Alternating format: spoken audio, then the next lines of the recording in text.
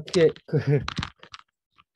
답답함이 좀 풀리셨나요? 아니면은 답답함이 좀 더 더해졌나요? 네, 말씀을 들으면서 그 장은지 교수님께서 우리 사회의 이런 분배에 있어서 굉장한 불평등, 공정이라고 하는 이름을 가면을 뒤집어 쓰고 그런 것에서 오는 상처나 아픔이나 분노를 갖고 말씀을 해주신 것 같아요. 굉장히 따뜻한 마음을 갖고 연구를 해주신 것 같아서 참 듣기에 좋았습니다. 제가 따로 이렇게 내용을 정리할 필요는 없을 것 같고요. 다들 이 문제에 관련해 가지고 한 말씀씩 다 하고 싶을 거예요. 어디서든지 우리나라의 편재한 문제이기 때문에 다들 직간접적으로 그런 경험들이 좀 있을 같이 말씀 나누는 시간을 좀 갖도록 하겠습니다. 굉장히 어떻게 보면 오랜 시간에 걸쳐서 굉장히 방대한 얘기이기도 하고 철학적으로도 이런저런 논란이 일어날 수 있는 주제들이기도 한데 이건 우리 장 교수님께서는 능력에 대한 어느 정도의 차등이라고 하는 것은 불가피한 측면이 있긴 하지만 우리가 이게 그 독과점에 대한 피해를 얘기하는 것처럼 한국 사회는 이것이 지나치게 에, 오히려 능력주의라고 하는 것을 이데올로기화 시키면서 승자독식 사회로 변해버렸다 이제 그런 말씀이시고 그것이 그냥 단지 부의 차원을 넘어서서 정치적으로 또 문화적인 측면까지 우리 사회를 전반적으로 지배하는 사회가 되어버렸다 이렇게 이제 말씀을 하시고 사실은 그래서 전면적인 검토가 필요한데 우리 같은 경우에는 지난 근대화 과정에서 긍정적인 영향, 경제 발전이나 민주화 과정에서 이런 능력주의가 긍정적인 역할도 했지만 지금은 그 차원을 훨씬 더 넘어선 문제가 있기 때문에 보다 더 근원적인 성찰이 필요하다 이렇게 말씀을 하고 질문을 하셔도 되고요. 아니면은 또 반론을 제기해도 괜찮을 것 같고요. 아니면 기본적으로 이런 것에 동의한다면 조금 더 구체적이고 현실적인 대안을 제시를 해도 좋을 것 같습니다. 자유발언 시간을 좀 갖도록 하겠습니다. 일단 궁금한 거 있으면 먼저 여쭤보는 시간을 갖도록 할까요? 예, 손을 들어주시면 좋을 것 같습니다. 이게 참 생각하는 동안 참 이게 아이러니가요. 요즘에는 보면 과거에는 우리 사회의 민주화라든지 경제 발전에 긍정적인 영향을 미쳤던 것들이 지금은 오히려 그것이 또 하나의 역설이 돼서 오히려 우리 사회를 심각한 분열이나 갈등으로 몰아넣는 상황이 되는 경우가 굉장히 아, 많은 것 같습니다. 어, 더더구나 이제 이게 디지털 정보 사회 어떤 사람들 4차 혁명이라고도 얘기하는데 오히려 이렇게 소위 창의력이라고 하는 것을 앞세우면서 부가 훨씬 더 이렇게 극단화되는 상황으로 이렇게 가고 있는 오히려 상황이 좋아지기보다는 훨씬 더 어, 불평등이 심화되고 차별이 오히려 더 강화되는 이런 상황 속에 놓여 있는 거 아닌가 이제 그런 우려를 하는 분들이 많이 계신 것 같습니다. 그런 차원에서 이제 이 능력주의라고 하는 이데올로기를 어떻게 깨나갈 건지 이제 교수님께서는 다 말씀은 못 하셨는데 결국은 이게 정치의 문제다. 결국은 이런 차이를 능력주의라고 하는 이데올로기로 만들어서 사실은 정치 사회적인 권력을 행사하는 이렇게 어떻게 보면 이제 기득권 집단이라고도 얘기할 수가 있겠죠. 그런 권력이 문제가 됐기 때문에 결국은 정치적인 문제 차원에서 이 문제를 다뤄야 된다 이제 그렇게 말씀을 하고 계신데 이 정치적인 문제 해결을 위한 교수님 생각하시는 한두 가지 대안이 있으시면 어떤 것이 있는지 좀 말씀을 좀 해주시고 예 예. 김윤정 잠깐만요 우리 김윤정 위원장님 손 드셨는데 예 말씀 아, 부탁합니다. 네, 지금 그 박 대표님 얘기하신 대안 요청과도 좀 연결될 수 있는 건데요.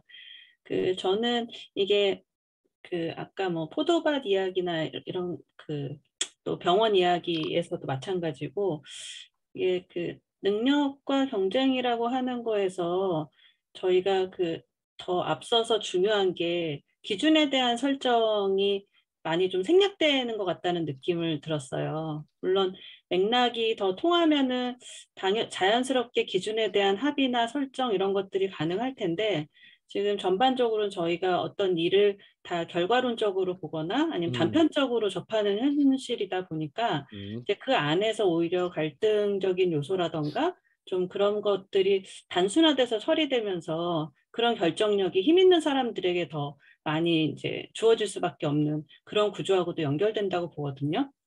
예. 그래서 이런 뭐 능력주의나 경쟁 사회에 대해서 우리가 이야기를 할 때 이제 어떤 경쟁을 할 것이냐, 그 경쟁의 방식을 기준 설정하거나 혹은 성공이라고 얘기하는 것에 대한 기준은 또 어떻게 할 것이냐라고 하는 부분들이 이제 좀 결과론적인 부분에 앞서서 좀 충분하게 계속 다루어지는 것이 훨씬 더 중요하다는 생각을 하게 됐어요. 그래서 만약에 사회적으로 기여를 한다라고 했을 때 그 기여의 비중도 마찬가지로 이 기여가 일방적인 게 아니라 상호적인 거잖아요. 그러니까 어떤 필요가 있을 때 그것에 대해서 이제 뭔가를 해결하거나 이제 도움이 되게 하는 것 자체가 기여일 수 있으니까 이제 그런 부분에 대해서도 좀 저희가 생활 속에서 좀 풍부하게 이야기를 하는 문화 자체가 있어야 되지 않을까? 뭐 이렇게 좀 짧게는 생각이 드는데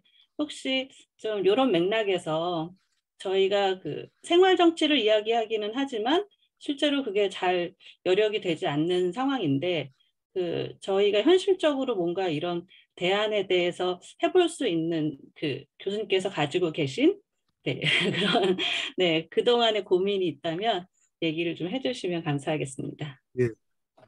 아주 그래서 좋은 질문이시고요. 또 뭐 이렇게 어떻게 하고 질문을 다 듣고 대답을 할까요? 우리 황도수 교수님께서는 조금 이제 전문적인 질문을 하실 것 같으니까 일단은 그, 우리 김윤정 위원장님하고 제 질문에 대해서 간단하게 말씀을 하시고 황도수 교수님 예, 질문을 알겠습니다. 예. 다시 한번 화면을 공유를 할게요. 이게 왜냐하면 지금 아니다. 이게 아니고 예, 예, 잘 보입니다. 슬라이드가 보이나요? 예, 잘 보여요. 예. 그럼 됐다. 이게 이제 아까 지금 제가 시간 때문에 줄였던 슬라이드 뒷부분에 있는 거다 다 관련된 이야기라서 결국은 아까 이제 끝까지 갔어야 됐다라는 생각이 드는데 아까 지금 분배의 기준 이라고 하는 그런 이제 고의 질문을 하셨는데 어떤 관점에서 보면 이것도 지금 이제 고민이 많습니다만 이게 또 학자들 사이에서 조금 관점에 따라 다른데 어떤 점에서 보면 이 능력주의적인 분배는 어떤 인간학적인 필연성이라고 할까? 아까 그 성서 포도밭 이야기도 했지만 옛날 시절부터 인간 사회에서 이렇게 아주 자연스럽게 생길 수 있는 사람들이 가질 수 있는 공정성에 대한 관념일 수도 있어요. 근데 문제는 이제 특히 오늘날의 기준에서 보면 평가 잣대가 획일적이라고 하는 게 이제 문제겠죠, 그죠? 그러니까 너무 성적, 학력, 특히 이제 사회에서 보면 자본주의적 시장 경제에서 성공. 쉽게 이야기해서 돈 많이 번 사람은 능력 좋은 사람이고 그렇지 못한 사람은 나쁜 사람이야. 그 회사에서 이렇게 뭐 돈을 어디에서든 경제적으로 성공을 가져다 주는 사람들만이 능력 있는 사람, 없는 사람 이런 것들을 이렇게 이제 가리는 기준이 되잖아요. 그렇다면 우리가 이제 하나의 대안들은 잣대를 다원화하자라는 거죠. 그래서 다원적 능력주의, 그러니까 능력주의 자체를 우리가 완전히 부정할 수가 없다면 말하자면 그 기준들을 다 원하는 그러니까 사람들이 우리 사회가 인정하고 평가하고 하는 그런 자질, 속성 이런 것들을 이렇게 좀 더 정당하게 평가하자라는 것이죠. 예를 들어서 저 같은 인문학자, 철학자 사실은 이 공정과 관련 능력주의 관련된 책 중에서 제가 막 보니까 제가 좀 있으면 실망하고 있는데 제일 적게 팔린 것 같아요. 왜냐하면 철학 이야기니까 이런 철학적인 이야기들 딱딱하고 좀 어렵거든요. 근데 많은 분들이 이런 분들에 관심이 없어요. 그래서 그런지 몰라도 또 제가 책을 재미없게 썼겠죠. 그렇긴 한데, 근데 이제 저는 우리 사회에서 지금 인문학의 위기 뭐 이런 이야기를 많이 하잖아요. 뭐 예술하고 이렇게 순수 예술하고 이런 분들, 특히 코로나 때 지난번에 보니까 성악하시고 이런 분들, 미술하시는 분 그나마 좀 나았는데 코로나 상황에서 성악하고 공연을 못 하니까 엄청난 성악하고 연주하고 하시는 분들 엄청난 이제 고통 속에서 세월을 보내셨다라고 이야기를 들었는데 이제 이런 것들인데 이게 이제 우리 사회에서는 잘 대접을 안 하잖아요. 하지만 사실은 인문학이나 예술이나 얼마나 우리 사회의 문화적이고 정신적인 발전에 기여를 한다고 볼 수 있겠습니까? 라고 그러니까 만약에 이 잣대가 그냥 자본주의적 시장 경제에서 돈 많이 버는 거 이걸로만 잣대로 한다면 인문학이나 예술이 당연히 푸대접 받는 건 당연할 텐데 우리 제발 좀 그러지 말자. 뭐 이렇게 이제 얼마든지 이야기를 할 수가 있을 것 같고요. 그다음에 이제 정치적인 대안 이런 이야기를 이거는 그냥 이 저기 설명을 그냥 드리겠습니다. 이렇게 이제 우리가 이제 모든 원칙 민주주의 때문에 이렇게 엘리트 계층의 어떤 일정한 지도성 이런 걸 인정한다고 하더라도 그죠? 우리 시민들이 그러니까 사실은 시민들의 이해관계, 시민들의 의지 이런 거에 따라서 정치적 의사결정 과정을 그러니까 이렇게 이제 조정할 수 있어요. 우리가 진정한 민주주의라고 이야기를 할 수 있지 않겠습니까, 그죠? 그러니까 이 엘리트 정치적 능력주의 제일 근본적인 문제는 뭐냐면 사실은 우리 사회 전체의 공동선이 아니라 특수한 엘리트 계층의 이해관계, 엘리트 계층의 관심사 이런 것들이 주된 어젠다가 되고 그 엘리트들을 위한 정치 결정, 정책적인 결정 이런 것들만 돼요. 그런데 그게 언론이라든지 이런 것들에서 정말 중요한 문제를 포함되니까 보통 사람들은 그런가 보다 저게 중요한 문제인가 보다 라고 생각했는데 사실은 중요한 문제가 뭐겠습니까? 보통 사람들한테는 최저임금이 올라가야 되느냐 말아야 되느냐 뭐 예를 들어서 저기 이 뭐 산업재해 같은 거 이런 것들 그러니까 그런 것들 없이 살아가는 문제라든지 또는 물가라든지 보통 사람들한테 중요한 많은 문제들 이런 것들은 중요한 정치적인 의제로 다뤄지지도 않아요. 다뤄지지도 않고 엘리트들의 관심, 엘리트들의 이해관계 이런 것들만이 우리 정치적 의사결정 과정을 지배하는 그런 일들이 일어나는 건데 이런 문제를 어떻게 해결하겠느냐. 그게 지금 이제 많은 이제 해법들이 막 모색이 되고 정치적으로 나타나는 거는 한편으로는 서구 사회에서 나타난 게 거구 포퓰리즘이에요. 그죠? 그러니까 이제 그 트럼피즘 뭐 이런 거고 보호무역주의 이런 거나 돌아갔잖아요. 그죠? 그러니까 이제 이게 이제 세계화는 이제 끝났다. 보호무역주의 돌아가는 게 이렇게 이제 미국에도 우리나라 노동자들 우리에게 좀 더 많은 이익이 되는 거 이번에 뭐 바이든조차도 그런 표를 의식을 해야 되니까 다시 세계화 원칙을 빼고 미국 내에서 이렇게 생산된 전기차 이런 거에게만 보조금 주겠다 뭐 이렇게 이제 나오는 것도 다 그런 맥락과 관련해서 이거는 미국뿐만 아니라 유럽도 마찬가지고 또 그런 맥락에서 브렉시트 이렇게 일어나고 이런 것도 하나 이제 그런 식의 대안인데 그게 대안이 되겠습니까 정치적으로?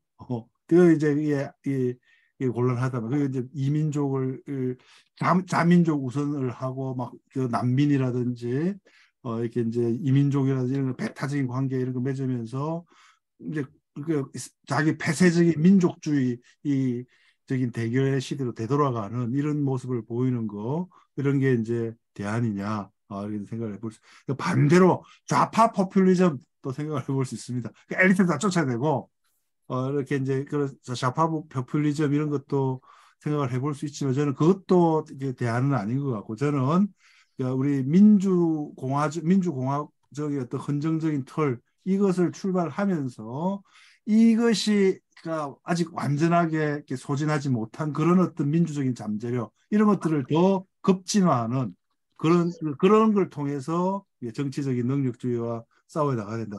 그러려면 제일 중요한 게 저는 시민들의 물질적인 안정성, 독립성 이런 것들을 확보하는 거다. 우리가 그걸 이제 사회권이다라고 이제 이야기를 하는데요.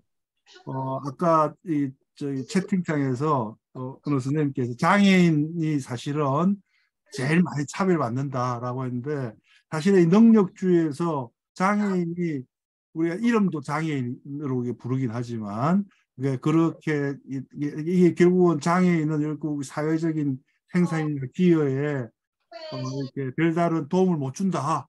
라고 하는 인식 때문에 장애인들에 대한 차별, 서로 연결돼 있더라고 보는 거예요. 이준석 같은 사람이 대표들이 장애인들을 막 공격하고 했던 거, 정글 속의 경쟁이 제일 공정하다. 이런 것처럼 다 연결돼 있더라고 생각해요. 장애인도 우리 사회에 기여하는 바도 별로 없는데, 뭐 이렇게 목소리 높으냐, 이거잖아요. 그죠? 기본적으로 이것도 저는 아주 능력주의적인 그런 배경 속에서 생겨나는 그런 횡포다라고 이렇게 생각을 하는데, 이런 문제들을 해결하려고 하면 인간의 기본적인 생존과 필요, 그러니까 존엄성을 누리기 위해 살아가기 위해 존엄한 존재로서 살아가기 위한 그런 기초적인 물질적인 기초 이런 것들은 자본주의적인 시장 경제에 대한 기여와는 무관하게 이렇게 이제 보장이 돼야 된다. 사실은 그 기본소득이나 그 이재명 대표가 처음에 이야기했던 그 기본소득은 저는 그런 부분에서는 부족하다고 생각해요. 오히려 그런 방식이 아니고 꼭 기본소득이 아니더라도 기초자본이라고 하는 또 그런 개념도 있거든요. 그러니까 매달 조금씩 나오는 게 아니더라도 최소한 이게 물질적으로 독립할 수 있게끔의 이렇게 기초 자본, 뭐 이렇게 이제 예를 들어 이거 사회적인 상속이고 옛날에 정의당에서 이런 공약을 내 비슷한 이제 공약을 내걸기도 한 적도 있고 한데요. 어쨌든 예, 청년 세대가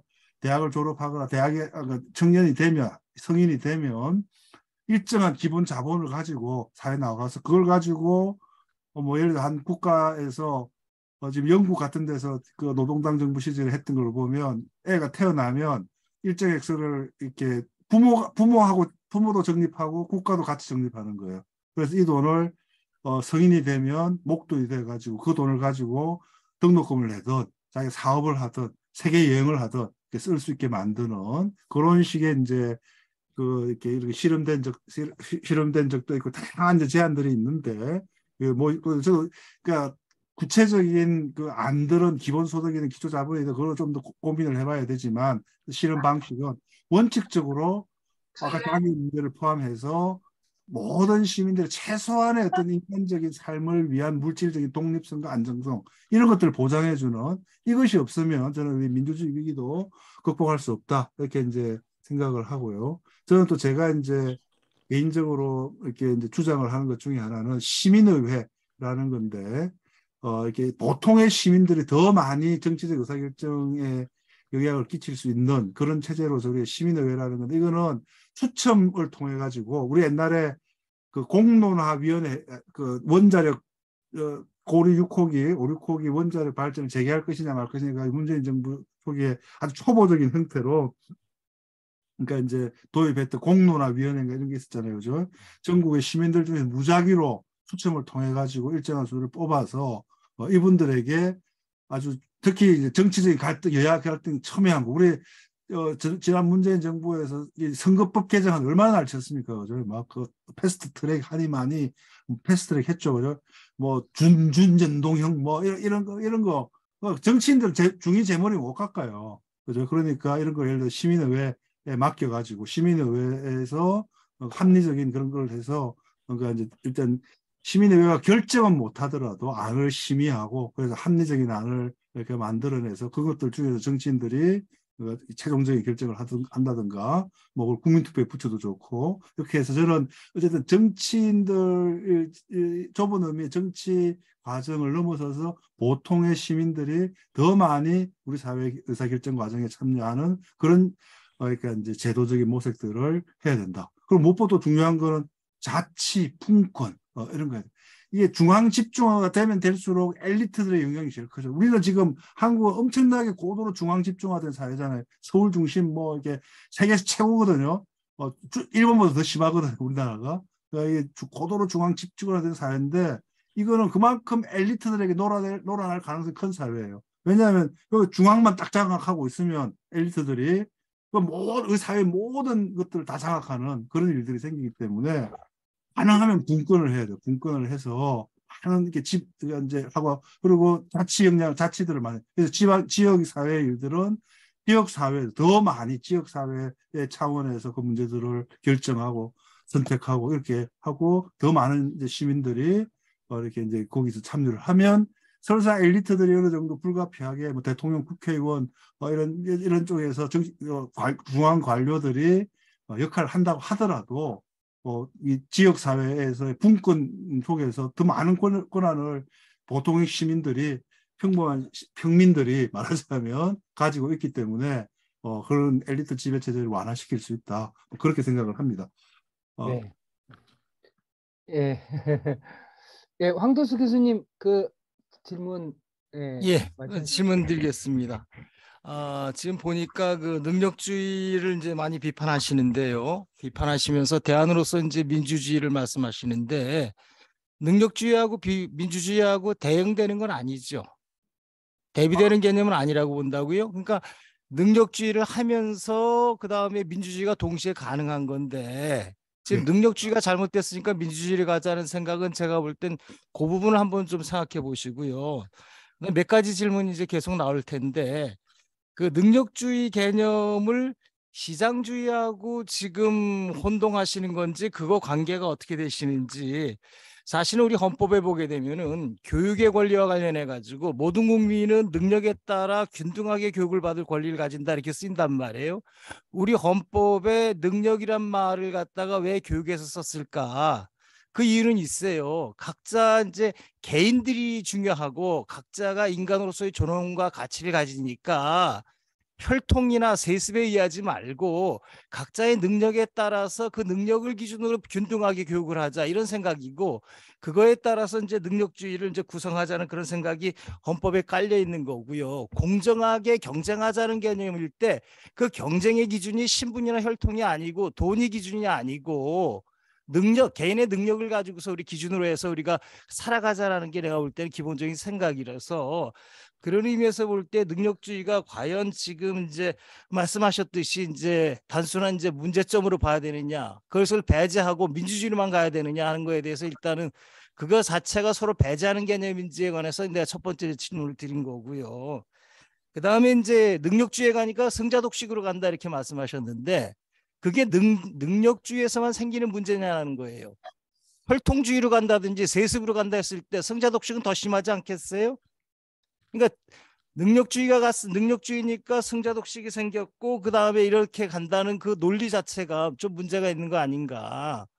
오히려 이게 세습이든 혈통이든 또 돈으로 했건 또 능력으로 됐건 자원의 희소성 때문에 어쩔 수 없이 승자독식이 생기는 문제라고 보고 이 승자독식의 문제는 아까 말씀하셨듯이 보상의 뭐랄까 격차 문제를 해결하는 게 이거를 이제 해결하시겠다 그러는데 승자독식의 문제는 능력주의 때문에 생긴 거라고 이렇게 보기는 좀 그렇다라는 게 이제 제 생각이고요. 그 다음에 이제 또 하나 이제 하는 것 중에 하나가 정치적 능력주의가 잘못됐다 또 엘리트주의가 잘못됐다 이러시는데 그거는 정치적 능력주의라고 시진핑이라든지 뭐 이런 세습하는 애들 또 내지는 독점한 애들이 능력주의라고 하는 좋은 가치관을 자기네들의 독재나 세습에 이용하는 거 아니냐 개념을. 그게 어떻게 능력주의예요? 세습하는데 어떻게 능력에 따라서 세습을 합니까? 혈통으로 세습한 거지 그게 능력에 따라서 세습했다고는 볼 수도 없는 거고.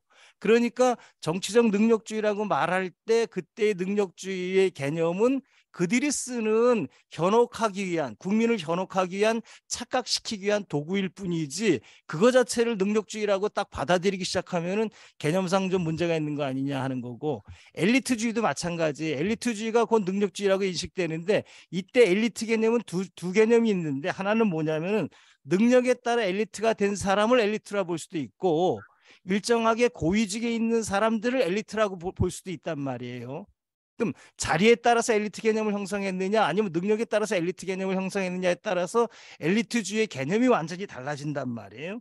그런 의미에서 볼 때 지금 말씀하시는 그 능력주의, 다시 말해서 이제 메리토크라시가 문제점이 어디 있느냐를 이제 정확히 좀 보셔야 되는 거 아니냐 하는 생각은 이제 사실은 좀 우리가 토론이니까 이제 정당하게 한번 좀 토론하는 의미에서 이제 제가 이제 다 이제 제가 생각하는 그 뭐랄까 요 문제 발제하신 거에서 대신 이제 문제점에 관해서 다 이제 말씀드리는 거로 다 이제 가는 거고요. 그리고 이제 마지막에 이제 그 부분은 전적으로 동의해요. 능력의 다원화를 실시하자라고 하는 거에 대해서 그 부분 아주 전적으로 동의하고요. 왜냐하면은 지금 이 능력을 갖다가 어떤 하나의 기준으로 회귀를 하는 것 자체가 이제 민주사회에서 이제 굉장히 좀 어려운 문제가 될 수 있기 때문에 그 능력이 그 능력으로 이제 발현돼서 분배할 대상에 따라서 이제 다원화하자 그러는 거에 대해서는 찬성하는데 이제 철학적으로 어려운 문제가 생기죠. 그러면은 다원화의 기준이 뭐냐? 어느 분야에서는 어떤 능력이고 어떤 분야에서는 어떤 능력이냐라는 이제 까다로운 질문이 다시 이제 제기되기 때문에 이런 것들이 이제 사실은 그 우리가 이제 어떻게 보면은 결론 없는 토론이지만 이제 질문은 다 드려야 되겠길래 제가 이제 몇 가지 한 서너 가지 질문 갖다 이제 쏟아냈는데 한번 좀 생각해 보시면서 관점이 다르기 때문에 지금 질문을 드립니다. 예. 이렇게 하시죠. 지금 그 황 교수님이 말씀하신 거는 굉장히 이렇게 그 광범위한 영역의 질문을 하셨는데요. 그러면서 이제 훨씬 더 본질적인 질문을 하셨는데 다른 분들도 뭐 유사한 질문 내용들이 있을 것 같아요. 그래서 질문을 먼저 여러분들이 좀 하시고 그 가운데 이제 장은주 교수님께서 그 내용에 대해서 종합적으로 말씀을 하시는 게 좋을 것 같아요. 하나하나를 이렇게 검토하다 보면 시간도 그렇고 다른 분들 발언 기회도 없을 것 같아서 질문 내용은 충분히 숙지를 하셨을 것 같고요. 김경숙님 손 드셨네요. 또 간단하게 소리 안 들려요. 네, 강의 말씀 잘 들었고요. 지금 이제 능력주의라고 되어 있는 부분이, 그러니까 이제 우리가 원론적으로 생각을 하면 능력을 왜 평가하는가, 능력에 대해서 좋은 가치를 왜 두는가라고 할 때 능력으로 인해 가지고 그 사회에 좋은 기여를 했다라는 결과가 있어 왔어야 되는 거죠. 예를 들어서 그러니까 이제 굉장히 다른 사람과 차별적 능력을 가진 가장 인류 전체에서 가장 특별한 가장 대표적인 존재가 이제 헤라클레스 같은 능력, 굉장히 차별적인 능력을 가졌는데 그 사람에 대해서 굉장히 좋은 그 칭송과 존중을 하게 되는 것은 그 능력이 그 인간 사회에 굉장히 그 좋은 혜택, 그 다음에 좋은 기여를 했던 결과가 이제 직접적으로 연결되는 부분이 있었는데, 지금 이제 우리 사회에서 이게 이제 능력주의라는 부분이 오래되다 보니까, 그러니까 한 가지죠. 첫 번째로는 이제 아까 얘기한 부분에 있어서 능력이 과연 좋은 기여를 했느냐라는 평가가 없어요. 우리 사회가. 그러니까 능력이 있다라는 기준, 능력을 평가하는 기준에 통과를 했는데 그 능력이 발휘된 부분이 기여를 했느냐라는 부분에 대한 그 사회적 검증이 없어요. 그러니까 그런 부분에 있어서 우리가 그 새롭게 좀 고민을 해야 되는 부분이 있다. 그러니까 능력과 그 능력에 대한 기여에 대한 평가.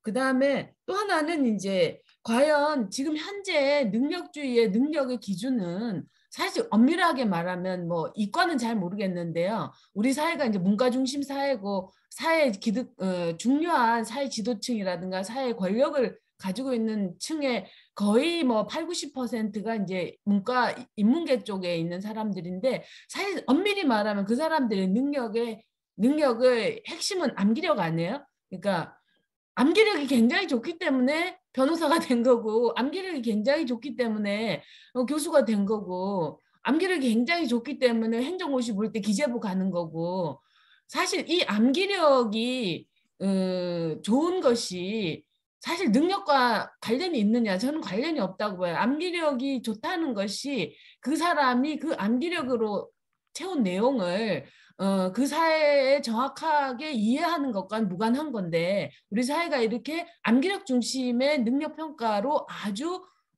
이렇게 그 오랫동안 습관화되어 있는데 이 부분에 대한 뭐죠? 의문을 제기를 하지 않는다라는 거죠. 그래서 두 개 가진 요소를 정하면 그러니까 아까처럼 능력에 대하여 다원화된 평가가 굉장히 중요하고 그 능력에 대하여 그 사회에 긍정적 좋은 기여를 구체적으로 했는가라는 부분에 대한 그 부분도 능력에 대한 평가에 들어가야 된다고 봅니다.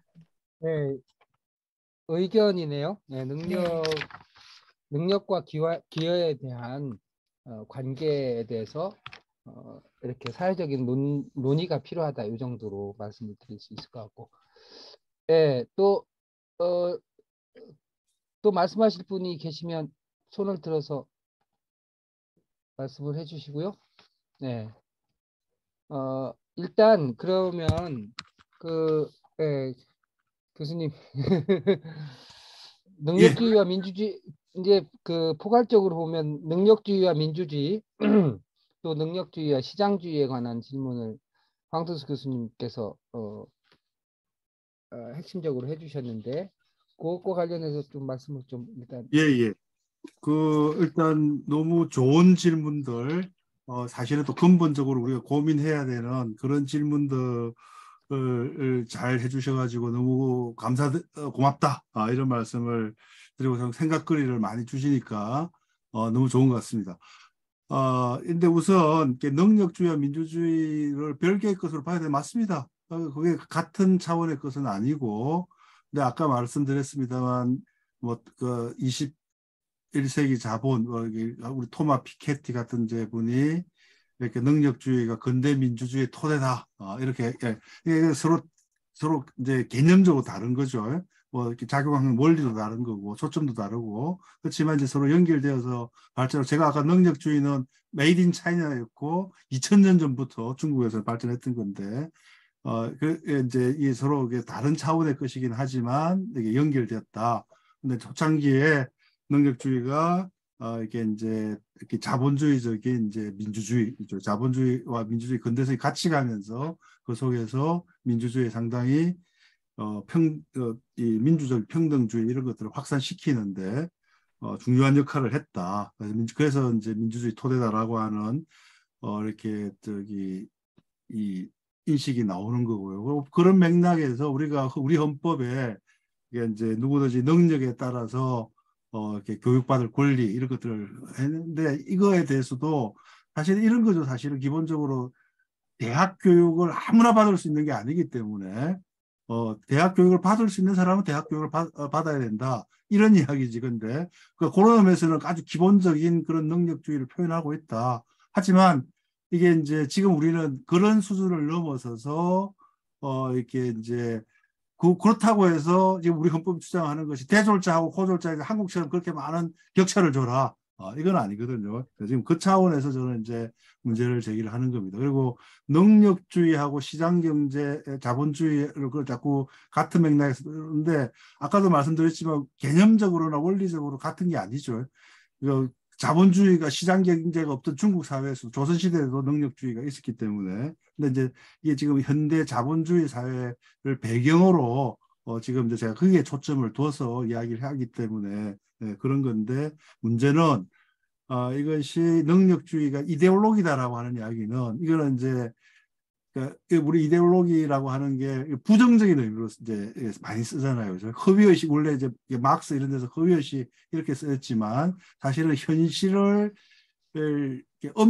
현실의 여러 가지 문제들을 은폐하고 그 특히 자본주의적 시장 경제에서는 시장 경제는 그런 거 잘 모르죠. 저 사람이 서울대를 나왔는지 지방대를 나왔는지 물건을 파는 사람이 좋은 경쟁력 있는 물건을 파는 사람이 당연히 시장 경제에 성공을 하는 거죠. 한데 이 시장 경제 속에서 엄청난 이제 성공과 실패를 통해서 부의 격차 이런 것들이 생기는데 능력주의는 그런 경제적인 사회 경제적인 불평등을 정당화하는 이데올로기로서 이렇게 작동을 하고 있다라고 하는 게 그런 문제입니다. 그리고 아까 성자 독식이 능력주의의 고유한 문제냐? 아니죠. 아닌 거 맞는데 이 능력주의 문제는 뭐냐면 이게 지금 방금 말씀드린 거 연결되어서 능력주의는 이 성자 독식을 정당화한다라는 거예요. 예를 들어서 이렇게 이 권문세가가 득세하던 그런 이제 전통 사회에서 승자 독식이 일어났다. 그것은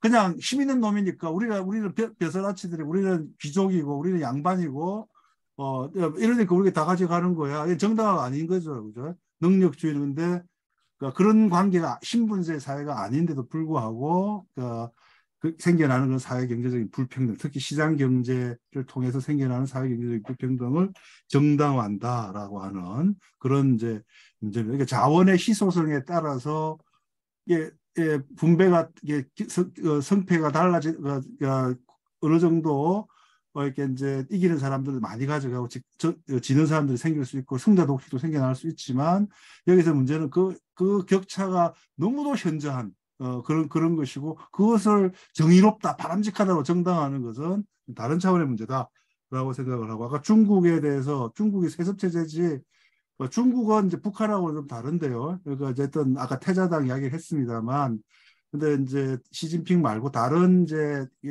그 세습적인 부분 틀림없이 저는 있다고 생각을 하는데 역시 그것도 이제 그것을 중국 사람들은 또 중국을 옹호하는 이제 학자들은 그거를 이데올로기로 동원을 하죠. 정치적인 능력주의라고 동원을 하는데 제가 이제 말씀을 드렸던 것은 이제 그런 것도 그런 거지만 이게 단순히 중국 같은 체제에서만이 아니라 민주주의 체제에서도 일어나는 그런 어떤 일이다 이런 걸 지적을 했습니다. 그러니까 엘리트주의가 엘리트 개념이 능력에 따른 엘리트도 있을 수 있고 자리에 따른 엘리트도 있을 수 있는데 저는 이렇게 이제 뭐 이렇게 뭉뚱그려 썼고요. 근데 지금 이제 요점은 뭐냐면 특히 우리 사회에서 보면 예를 들어서 우리 기재부 고위 관료들 자기들 능력을 통해서 높은 자리에 올라갔다 주장을 합니다. 일단 그분들 다 과거에는 전부 다 행시 통해서 행정고시를 합격했던 그런 사람들이고 그런 걸 통해서 이제 5급부터 시작하고 그러잖아요. 그래서 이게 2급,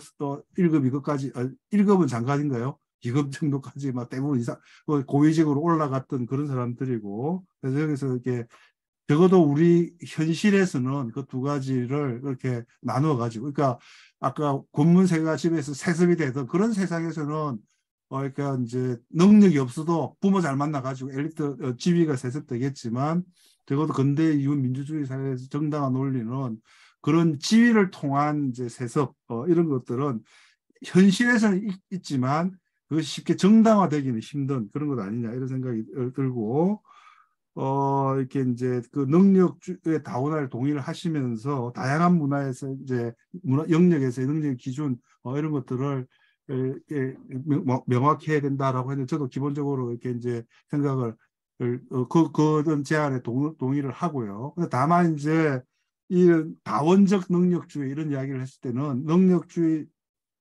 능력을 다원화하자라고 했을 때는 기본적으로 이 뭐냐면 능력에 따른 줄세우기 이런 부분들을 최소화하자. 다원화하면 할수록 그죠? 그러니까 이제 사실은 능력을 비교해 가지고 누가 더 능력 있고 더 많은 기여를 했고 더 많은 보상을 받아야 된다 이런 것들을 이야기하기가 힘들 것이다 이런 이야기를 하셨는데 아까 그 두 번째 질문하신 선생님께서 헤라클레스 예를 이야기를 하면서 그 이제 그 사회적인 기여를 했기 때문에 평가를 받는 거다. 너무도 이렇게 적절한 말씀이었고요. 사실은 우리 유교적인 능력주의의 개념의 출발점인 그런 게 우리가 대동사회 할 때 그 대동 개념이 얘기 예운편 머리에 나오는 그런 이야기도 이렇게 누군가가 쉽게 이야기하면 누가 능력 있다고 해서 그거를 지거라고 뽐내지 않는다. 그 능력을 우리 공동체 전체를 위해서 모두가 나누어 가질 수 있게끔 그렇게 해가지고 모든 사회 구성원들의 능력이 있으나 없으나 최소한의 존엄성을 누리며 살아갈 수 있는 사회 그런 사회가 대동사회다. 이렇게 이제 대동이라고 하고 우리 중국 애들 지금 샤오캉 소강사회라고 하는 거 그까지는 안 가더라도 그래도 좀 뭔가 이렇게 어느 정도 그런 것들이 배려되는 거 이런 게 이제 샤오캉 중국식으로 중국 애들 지금 샤오캉사에 도달했더라고 이제 선언하고 있지만 어쨌든 이제 그런 게 사회이지 않습니까, 그죠? 그러니까 그런 이때 그 능력이라고 하는 것은 개인의 것이 아니고 이 공동선을 위해서 이렇게 이제 그 기여가 되었을 때 제대로 평가받을 수 있다라고 하는 기본적인 인식들이 이미 그런 동양 고전에서도 나와 있는 그런 이제 발상이고 이런 게 현대 철학적 롤스나 이런 이제 현대 정의론자들, 철학자들도 그런 이제 그런 관점을 계속 강조를 하고 있는 거다. 그리고 그런 점에 비추어서 우리 사회에서는 능력이 진짜로 사회에 기여하느냐 아니느냐 이런 거 그 기여하는지에 대한 제대로 된 평가가 없다. 너무도 지적한 말씀이시고 그냥 근데 그거는 어느 정도 불가피한 거죠. 그러니까 진짜 능력 기여하는지 안 하는지 이걸 잘 모르니까 학벌 이런 거 보는 거 학력 학벌 보고 그렇게 하는데 뭐 이렇게 문과에서 암기력만 한다 이거는 조금 과한 것 같아요. 암기 실제로 이제 암기력 뭐 과거에 그 저기 고시본 분들은 그런지 모르겠는데 이렇게 하여튼 조금 뭐 그렇다. 이거 상당히 사회 비판으로 저는 의미가 있다고 생각하는데 어쨌든 좀 외우는 머리 암기력 좋다고 해서 우리 사회 고위직 다 차지해가지고 모든 재화들 독식하려고 하는 이런 현상들은 비판받아 마땅하다. 저는 공감합니다. 예. 예, 논쟁을 한 교수님한테 더 시간을 들여서 좀 논쟁을 좀 심화시켰으면 좋겠다는 생각도 좀 일면 들긴 하는데 지금 9시 20분이어서 그냥 말씀 듣는 것으로 가름해야 될 것 같고요. 다른 분 한두 분 정도 더 질문하실 게 있으면 말씀을 좀 하시고 오늘은 좀 정리를 좀 해야 될 것 같습니다. 네. 아까 전윤선 선생님이 여기 보도에다가 능력주의에 차별받는 사람들로 이제 장애인에 관한 말씀 하셨는데 이 부분 관련해서 더 하신 말씀이 있나요? 제가 아까 이제 그 말씀드리면서도 말씀드렸고 이게 장애인들이 문제가 되는 이유 중에 하나도 이 능력주의와 네. 관련이 있다. 그러니까 많은 분들이 장애인들 차별하고 무시하고 할 때 좀 이제 이 장애인이 제대로 우리 사회에서 우리 뭐라고 욕하는 그런 개념들이 있잖아요, 그죠? 별다른 기여도 없으면서 목소리 크다. 그러니까 이 정글의 경쟁을 공정한 경쟁을 했던 이준석 대표가 그 장애인 전장현 시위 이런 것들을 문제 삼는 거 결코 우연이 아니다라는 것이죠. 이제 그게 심각한 문제고 그런 문제들을 해결하기 위해서라도 과도한 이 능력주의 지배, 그 샌델이 능력의 티라니 오브 메리시라고 했던 능력자들의 전행, 능력자들의 횡포 이런 부분들이 좀 교정될 필요가 있겠다라고 하는 이제 그런 부분을 지금 질문에 이제 뭐 이렇게 신체적 정신 손상 자체가 능력이 없다 이런 식으로 이제 그래서 필요한 게 사실은 그 장애인이라고 할지라도 이렇게 다른 차원에서 우리 사회에 기여할 수 있는 그런 부분들이 기여가 없다 하더라도 어떤 우리 인간의 존엄성이라고 하는 그런 어떤 관점에서 그 가장 기본적인 그런 어떤 물질적인 또 사회적인 그런 어떤 그러니까 그 인간으로서의 가능성들을 최소한의 수준에서는 누구나 누릴 수 있게끔 해주는 그런 방식의 사회권에 대한 보장 이런 것들이 절실하다. 근데 그런 면에서 우리 사회는 상당히 어떤 그러니까 비인간적인 그런 의미에서 경제적으로는 풍요로울지 모르지만 그러니까 제가 이런 예를 들 때마다 그 전장현 시인 보면서 제가 학생들하고도 이야기했는데 제가 94년도에 독일 유학을 가가지고 제가 그때 그 아기를 키우고 있었는데요. 유모차에 애를 태워가지고 밖에 나가고 그러는데 자동차가 없으니까 나가는데 깜짝 놀랐어요. 버스를 야 어떻게 타지 막 하면서 처음에 저는 잘 몰라가지고 너 이거 타고 우리 와이프 보고 저 보고 안고 내가 이걸 들고 이렇게 하는데 세상에 버스가 다 오더니 그러니까 이 저상 버스죠. 이 유모차가 얼마든지 버스에 그냥 들어갈 수 있게끔 그렇게 저기 버스가 이렇게 쓰더라고. 전부 이제 고급 버스고 그 이제 유모차를 올려놓으면 그게 올라가 가지고 편안하게 이게 좌석에 앉게끔 그렇게 그게 94년이에요. 30년도 더 전에 그런데 거의 독일은 100%가 저상 버스거든 그 당시에도 우리는 그 30년 전에 독일 사회보다 훨씬 잘 사는 사회 지금 물질적으로 풍요로운 사회인데도 저상 버스 몇 대 있습니까 지금 그러니까 무슨 장애인이나 유모차를 들고 버스 타고 가려고 하면 정말 힘들어요 그죠 불가능해요 그게 이게 왜 그럴 거냐라는. 만약에 장애인 투쟁을 통해서 이동권 이런 것이 제대로 확보된다고 하면 사실은 이렇게 그런 유모차를 끄는 그런 사람들, 그리고 사실 모든 사람들, 왜냐하면 모든 사람들이 잠재적인 장애인이기 때문에, 그죠? 모든 사람들이 잠재적인 장애인이기 때문에 지금 이게 우리나라 저상버스 도입률이 32%라고 이야기를 하셨는데 저는 안 된다고 봐요. 예를 들어 저는 뭐 M버스나 경기도에서 서울 나갈 때 그런 저상버스 장애인들 못 탑니다. 그런 게 이거는 30년 전에 독일 사회에서는 모든 시내버스가 저상버스인데 왜 우리는 그렇게 안 돼? 결국 사회적인 인식의 차이예요. 아까 방금 말씀드린 것처럼 장애인들 그런 이동권 투쟁을 통해서 우리 엘리베이터에 저는 요새 나이 드니까 가방 메고 옛날 지하철 계단 오르내리기 힘들어요.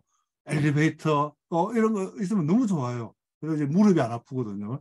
근데 그거 사실은 장애인들의 투쟁을 통해서 일반인들이 다 혜택을 받는 그런 어떤 건데 왜 우리 사회가 그런 이제 장애인들과 함께 하지 못하고 막 그런 걸 비판을 하고 그렇게 하는지 이게 너무 야만적인 그런 사회가 아닌가 이런 생각을 이렇게 이제 하거든요. 이게 이제 사회적 인식의 차이 문제다. 그래서 우리가 좀 이 인식을 좀 바꾸기 위해서 좀 이렇게 좀 대대적인 그런 문화운동 같은 이런 것들이 좀 필요하지 않을까 이런 생각까지 합니다. 그리고 정치가 큰 역할을 해야 되고요. 네. 아까 황 교수님인가요? 뭐 제기해 주신 그런 문제들 이런 게 사실 제가 시간 때문에 간단하게만 말씀드렸으면 사실은 답을 뭐 하루아침에 제가 또 정답을 다 가지고 있다 이렇게 주장할 수도 없는 거고 이게 많은 이제 토론이 필요한 그런 어떤 이제 문제인데 문제는 이게 문제로서조차도 이해가 안 되는 거죠. 그게 더 심각한 문제이기 때문에 저는 뭐 답을 제시했다라기보다는 아주 중요한 문제를 제기했다라고 하는 그 정도만으로도 이렇게 이제 만족을 드리고 혹시 이제 강의를 들으시면서 많은 의문들이나 이견들이 많으실 텐데 하여튼 다른 다양한 기회를 통해서라도 이렇게 이제 이런 거를 고민하고 하는 그런 기회가 있었으면 좋겠습니다. 긴 시간의 주말에 또 이렇게 화면으로 오래 쳐다보고 있는 게 피곤한 일이거든요. 다들 연배들도 있으신데 너무너무 경청해 주셔서 고맙습니다. 감사합니다. 예. 예. 항상 끝날 때쯤 되면은 좀 아쉽죠. 예. 더 좀 충분히 논의를 좀 했으면 좋겠는데 얘기를 하다 만 것 같아서 좀 그럴 것 같습니다. 이렇게 계속해서 이렇게 고민을 나누고 하다 보면 이렇게 알게 모르게 우리들이 이렇게 인식의 폭이 좀 넓어지지 않을까 그렇게 그냥 위로를 좀 해야 될 것 같습니다.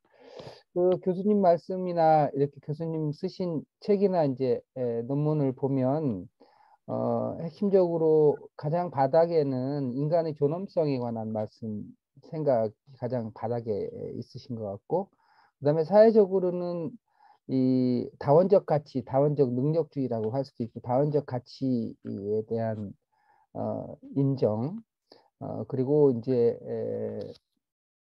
뭐 롤스가 얘기한 것에 비견할 수 있는데 어쨌든 최소한의 삶에 대한 보장 이런 것이 이제 가장 바닥에 깔려 있는 것 같고요.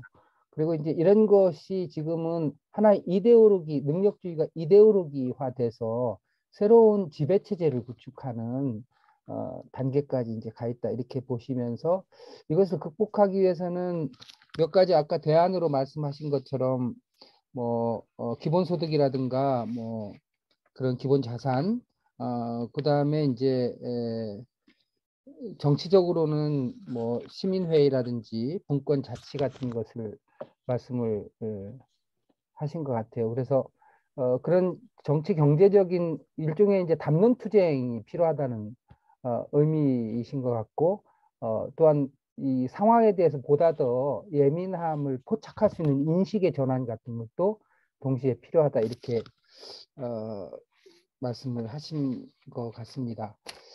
계속해서 어쨌든 우리가 좀 마음에 담고 고민을 좀 해야 될 문제인 것 같아요.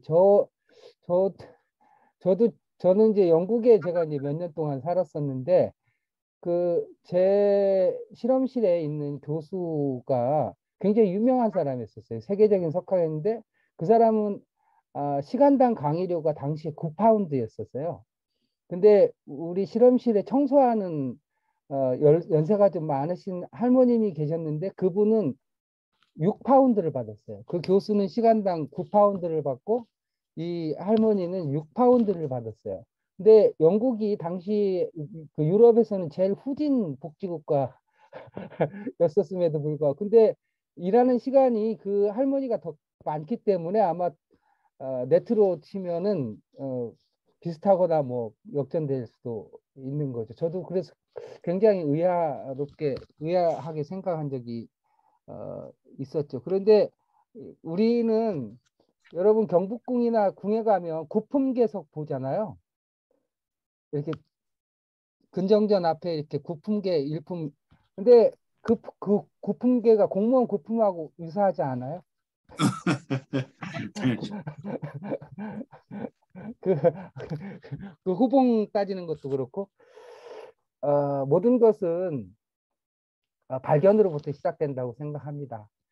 문제가 없는 것처럼 생각할 때는 문제가 없지만 문제를 하나씩 문제를 삼고 그 문제를 어떻게 해결할지 고민하는 것으로부터 모든 일은 시작이 된다고 생각하고 그런 예민함을 우리가 포착하는 지혜를 갖는 것이 대단히 중요하다고 생각을 하고요. 오늘 그 장은주 교수님께서 우리들의 그런 예민함을 한층 더하는 그런 좋은 말씀을 하셨고요. 어떻게 할 것인가 라고 하는 것은 이제부터 열심히 함께 고민해 보도록 합시다.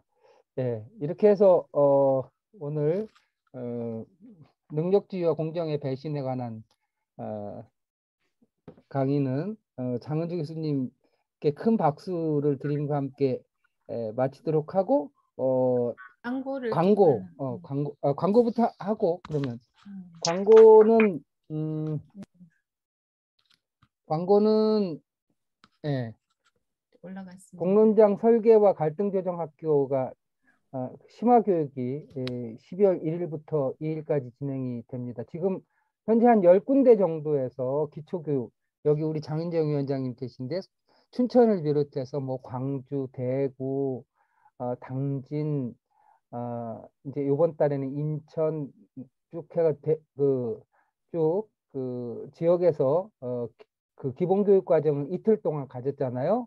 심화교육을 12월 1일부터 2일까지 이번에는 전체가 다 모여서 서울에서 1박 2일로 합니다. 요 관련해 가지고 그 김경수 선생님이 잠깐 말씀을 네. 좀 해주시죠. 그 커리큘럼은 이제 조만간 이제 박태순 대표님께서 말씀을 해주실 거고요. 기본 커리큘럼은 연초에 나갔습니다. 근데 이제 그거를 조금 더 디테일하게 좀 손을 보실 거고, 서울 혁신파크 상상청 상상의 숲에서 강의가 진행이 되고요.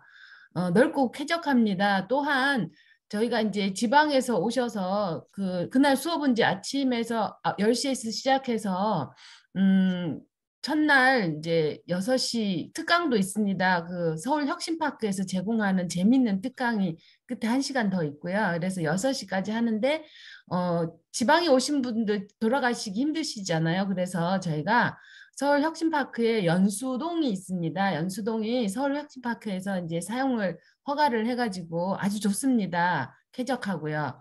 거기 머무를 수 있고요. 그 다음에 다음날 12월 2일 날 저희가 나머지 강의를 하고 듣고 이제 끝나고 그 다음에 이제 또 여유가 조금 더 계신 분들은 12월 3일 요게 이제 서울혁신파크가 북한산 자락에 있거든요. 그래서 토요일은 친목 행사로 북한산 둘레길이 잘 되어 있거든요.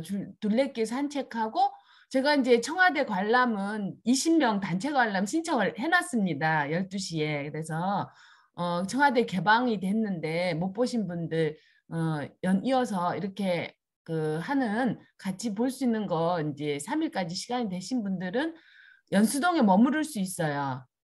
이틀 머무를 수 있게끔 되어 있어서 같이 참여하시면 좋을 것 같고요. 다음 주에 저희가 그 신청 URL 구글 폼 보내드리니까요. 꼭 자 써주시고 오시면 기본 교육은 10군데 이제 워낙 많다 보니까 저희가 중식이나 식사 제공을 우리가 못 해드리고 각자 이제 해결하는 걸로 했는데 심화 과정은 식사도 맛있는 식사를 저희 그 사업부에서 저희가 배당을 해서 챙겨드리게 되어 있습니다. 네, 감사합니다. 많이들 신청하세요. 이거 화면 내려주세요. 네. 예. 그래서 심화교육은 워크숍 방식으로 진행할 거고요. 다른 것보다도 우리가 코로나 때문에 거의 뭐 1년, 2년 동안 서로 만나지도 못했는데 기본 교육을 받은 분들뿐만 아니라 같이 이렇게 좀 시간 가능하신 분들은 같이 내셔가지고 같이 이렇게 서로 안부도 묻고 그다음에 또 서로 이렇게 사귐도 하는 그런 시간이 되었으면 좋겠습니다. 그래서 올 한 해를 그렇게 같이 좀 마무리하는 시간이 되었으면 좋겠습니다. 상세한 거는 공론 포럼 방에 안내를 하도록 하겠습니다. 네. 그리고 다음 달 원래 포럼은 12월 9일 날 원래 2일로 하려고 그랬는데 이 워크숍 때문에 심화교육 때문에 12월 9일 그때는 금요일이에요. 로컬리티 지역성에 관한 원래 포럼을 하는데 그 금요일 그 토요일에는 항상 일이 있으신 선생님이라서 금요일 날 저녁에 하도록 했습니다. 그 관련해서도 다시 공지를 드리도록 하겠습니다. 아유, 그 토요일 날 쉬셔야 되는 시간에 벌써 9시 30분이 넘었네요. 예, 고생 많으셨고요. 예, 지금 오늘 강의한 내용은 역시 이렇게 동영상으로 갈무리를 해서 공론 포럼방에 올리도록 하겠습니다. 고생 많으셨습니다. 예, 수고하셨습니다. 예, 반갑습니다. 안녕히 네. 계세요. 장원주 교수님 고맙습니다. 예, 고맙습니다. 예.